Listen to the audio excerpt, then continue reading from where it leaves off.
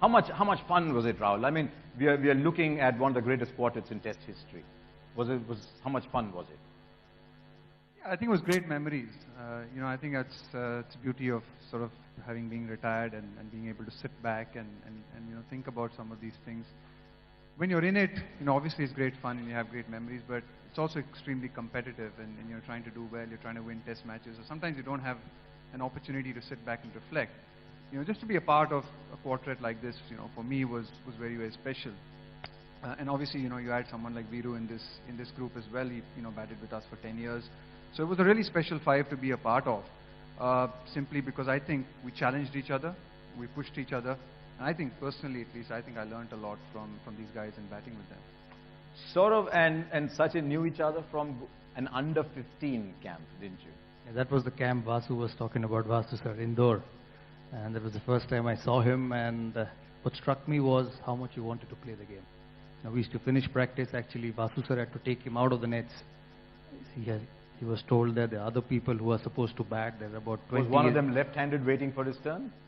Yeah, but there were 20 of us. Okay. And we had to get an opportunity to bat. And it was hard to take him out of the nets. And the best thing was we would finish training by afternoon, and say about 1 o'clock, 2 o'clock, and then he and Vinod would keep practicing with the tennis ball, and we would go back to the dormitories. We were staying in the stadium.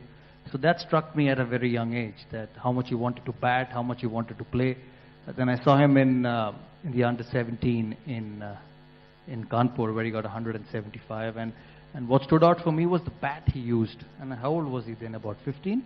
15 or 16? And it's one of the heaviest... Well, if you were 15, he was 15, I mean. Yeah, one of the heaviest cricket bats. One of the heaviest cricket bats I've seen ever.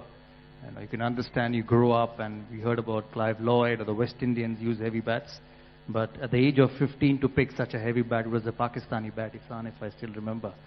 To pick that bat and bring it down was really, really special, I thought. Did you think, I mean, each of these three keeps coming into the book at various times and they stay in the book for a very long time. Did you think this gentleman next to you would have 300-run partnerships, this under-15 campmate of yours, you'd open the batting together for India, and then this young man, you'd make, what, 6,000 plus runs batting together? Is it all a blur? Is it coming back now? You see, with Sourav, we started playing together in 1984 or 85, I think. 85, we went to... Just about turned teenagers. I think... He was my roommate in 14. the MRF Base Academy. Trust me, he was. And I still remember on the Mount Road in Chennai, we two never seen each other, and he used to walk in the night. And the first night, two separate beds, and he was sleeping. We were roommates because you didn't want to sleep alone. Whatever. Whatever. No, in those days we didn't get single rooms, and it's an honest confession. And one night I just saw him. He got up from his bed, walked around his room, and came back to sleep. So I thought he must have gone to the toilet because I myself was half asleep, so I'd let it go. The next night I saw the same thing again, and I asked him that night. I said, "What's happening?" He says, "Yeah, I have this issue." So I used to be awake for the rest of the night. VVS, you were the junior most. Was there a sense of awe when you first got? You come into the book a little later, so that's why I came last to you. Was there a sense of awe when you first came in? Because by the time you came in '96, Ahmedabad, you had already made quite a few test hundreds. Yes, I was in awe of Sachin. I remember playing under-19s with Amol Muzumdar, and we were playing against the England A side at the Wankhede, and I slept at Amol's place, and behind his door there was a huge picture of Amol. Amol used to literally take his blessings before going to the ground, and he used to adore him. So I heard a lot about him and Ravi Shastri from Amol, when we were growing up. And the first time I met him was in 1996. This was in Nottingham. I was playing club cricket there, and I went to the team hotel to meet all the players. It was a special feeling meeting him, and then at that time also I could see the kind of humility he had, because he always used to be the first one to come and talk to a youngster. And someone like me who was not yet part of the Indian team, just that experience, felt really like $1 million experience, which you would never ever dream of getting. So I think I was very fortunate that since then I was able to build this friendship with him. And I remember even my first test match with the team, he was the captain. He just made me feel so welcome, made me feel comfortable. It is true, isn't it, that when you went out to bat in Sydney, just before you went out, you were sleeping on the dining table? Again, that time Dada was my room partner. And this time, again, he was sleeping. And I was practicing my drills at night because I was going to bat the next day. I stayed awake, till almost 2:30 in the night.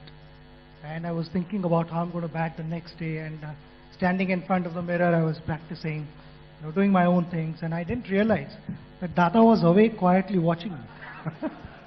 So the next morning, Tell me, how could you I was sleep? sleepy next morning. I'll just interrupt. How could you sleep when all the lights in your room was on and somebody was practicing?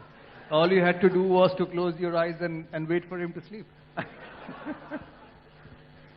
So before going into bat, I was really sleepy, and I woke up at the same time, and I told Dada that, Dada, मैं सोने वाला हूँ थोड़ी देर के लिए.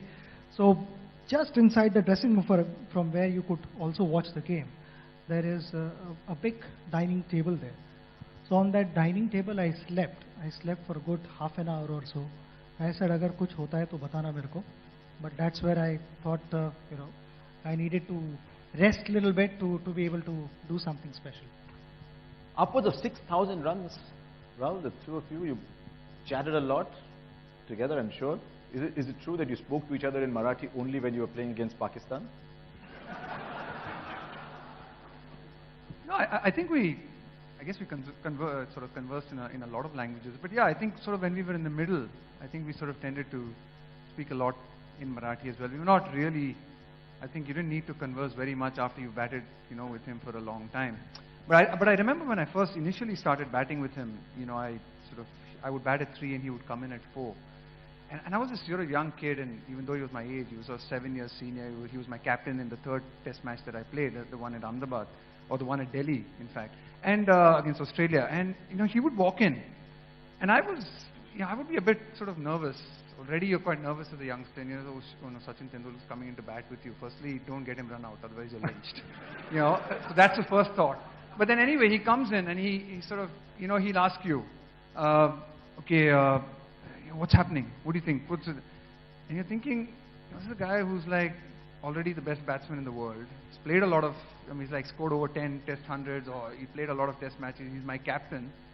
Is he taking the mickey, or do I really have to tell him, is he trying to like play the fool with me or to check me out? And so I would be a bit nervous, but in time sort of realized that was his real, humility, as Laxman mentions it.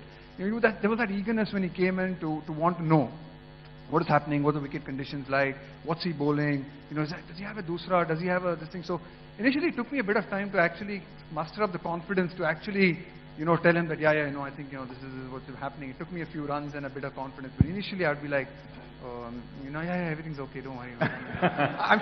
I'm sure you'll deal with it, don't worry.